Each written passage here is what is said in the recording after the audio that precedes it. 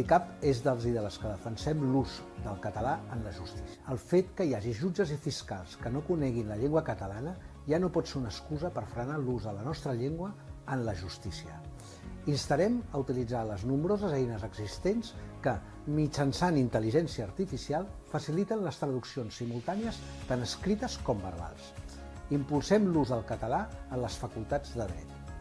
Instarem a la Conselleria de Justícia que incentivi econòmicament l'ús del català en el torn d'ofici.